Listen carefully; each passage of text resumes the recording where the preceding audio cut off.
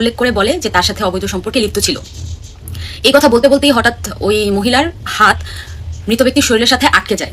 এমনভাবে আটকে যায় যে তারা নানাভাবে চেষ্টা করেও হাতটা খুলতে পারে না। প্রাথমিকভাবে তারা অনেক চেষ্টা করে, কোনোভাবেই তারা ওই মৃত ব্যক্তির শরীর থেকে হাত খুলতে পারে না।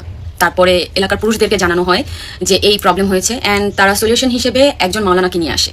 সেই মাওলানা এসেও তেমন কোনো সলিউশন দিতে পারে না। তারপর তারা তাদের এলাকার বা তাদের ওই কান্ট্রির সব থেকে বড় মাওলানাকে নিয়ে আসে এটার সলিউশন বের করার জন্য, কারণ লাশ তাড়াতাড়ি দাফন করতে হবে। আর এটা অনেক আগের নবীদের যুগের কথা, সো ওই টাইমে লাশ সংরক্ষণ করাটা এত ইজি ছিল না, যত তাড়াতাড়ি সম্ভব মৃত ব্যক্তিকে দাফন করা হতো। সো বড় মাওলানাকে নিয়ে আসে। বড় মাওলানা এসে যে মহিলাগুলো গোসল করাচ্ছিল মৃত ব্যক্তিকে, তাদেরকে জিজ্ঞেস করে যে আপনারা গোসল করানোর সময় কি কথা বলছিলেন বা মৃত ব্যক্তিকে নিয়ে কিছু বলছিলেন কিনা। তখন তারা বলে না, আমরা নর্মাল কথাই বলছিলাম, যে ওনাকে চিনতাম, জানতাম, এইসব। এর মধ্যে পর্দার আড়াল থেকে যেই মহিলার হাত আটকে গিয়েছে লাশের সাথে, উনি স্বীকার করেছেন যে হুজুর, আমি বলেছিলাম এই মহিলার চরিত্র ভালো না, তার এমন একজন ব্যক্তির সাথে অবৈধ সম্পর্ক ছিল। তখন মাওলানা তাকে জিজ্ঞেস করে, সে অবৈধ সম্পর্কে লিপ্ত হওয়ার সময় আপনি কি আপনার নিজের চোখে দেখেছেন? তো ওই মহিলা বলে, না আমি দেখি নাই, তবে ওই ব্যক্তির বাড়ির সামনে দিয়ে এই মহিলাকে, মৃত ব্যক্তির কথা বলছে, অনেকবার পানি নিয়ে আসতে দেখেছি। সে প্রায় সময় ওই ব্যক্তির বাড়ির সামনে দিয়ে পানি নিয়ে আসতো।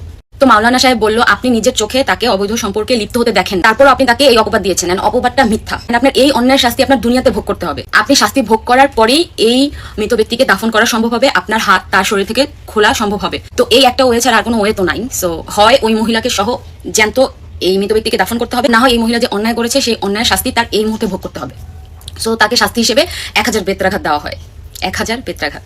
সো মৃত্যুর আগ পর্যন্ত বেত্রাঘাত, আর 1000 বেত্রাঘাত সেম থিং। সো যখন তাকে 999টা বেত্রাঘাত করা হয় তখনও তার হাত লাশ থেকে খুলে না, বাট যখন 1000তম বেত্রাঘাত করা হয় তখন তার হাত অটোমেটিক লাশ থেকে খুলে যায়, আর ততক্ষণে ওই মহিলা অলমোস্ট মরেই যাচ্ছিল। সো নবীদের আমলে তখন আল্লাহ ইনস্ট্যান্ট শাস্তি দিতেন, অনেক কিছু ইনস্ট্যান্ট মানুষ দেখতে পারত। এখন হয়তো বা আল্লাহ ইনস্ট্যান্ট শাস্তি দেয় না, বাট শাস্তি কিন্তু ভোগ করতেই হবে। এখন অনেকেই বলতে পারেন মাথায় ওড়না নাই, আমি বোরখা পরি নাই, আমি হাদিসের কথা বলতেছি। এটাই হচ্ছে আমাদের প্রবলেম। কেউ বোরখা পরলেই তাকে আমরা ধার্মিক ভাবি, সে বাসায় নামাজ পড়ছে কিনা, রোজা রাখছে কিনা আমরা জানি না। আর কেউ ওড়না পরে নাই, কেউ পর্দা করে নাই, তার মানে সে নামাজ পড়ে না, সে ইসলামে বিশ্বাসী না, সে ইসলাম ধর্মের কোনো জ্ঞান তার মাথায় নাই।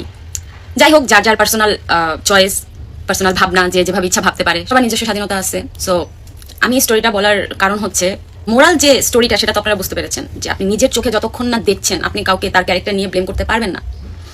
ওইটার শাস্তি আপনাকে দুনিয়াতে ভোগ করতে হবে, আখিরাতেও ভোগ করতে হবে। যতক্ষণ না পর্যন্ত আপনি যেই ব্যক্তির নামে মিথ্যা অপবাদ দিচ্ছেন, তার চরিত্র নিয়ে কথা বলছেন, ওই ব্যক্তি আপনাকে মাফ না করবে, আপনি মাফ পাবেন না। তাতে সেই মহিলা বা সেই ব্যক্তি যদি পৃথিবীর সব থেকে নিকৃষ্ট, সব থেকে পাপী, সব থেকে খারাপ বান্দাও হয়, তারপর আপনি তার চরিত্র নিয়ে কথা বলার অধিকার নেই।